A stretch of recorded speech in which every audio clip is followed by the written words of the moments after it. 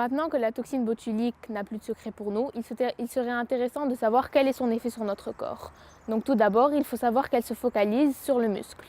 Donc lors d'un mouvement physique, un message nerveux est créé au niveau du cerveau.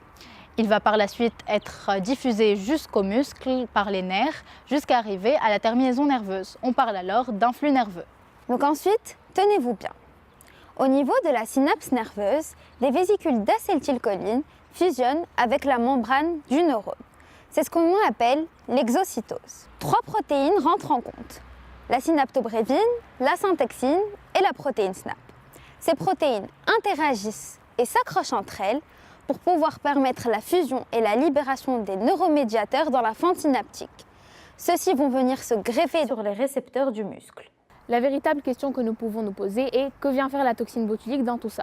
Comme nous venons de vous l'expliquer précédemment, la toxine botulique a pour action de bloquer la libération d'acétylcholine en entraînant une paralysie musculaire.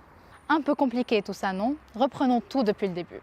Donc, lorsqu'on va injecter la toxine botulique, comme vous pouvez le voir sur cette animation, elle va venir s'accrocher sur les récepteurs et empêcher la libération de l'acétylcholine. Donc, le muscle ne va pas recevoir le message nerveux et donc ne pourra pas exécuter le mouvement. La conséquence de tout cela va être une paralysie musculaire. Rentrons encore plus en profondeur. Si vous vous souvenez bien, au tout début, nous avions dit que la toxine botulique se compose de 2 chaînes. Donc, la première chaîne, qui est la chaîne lourde, va venir lier la toxine botulique au récepteur.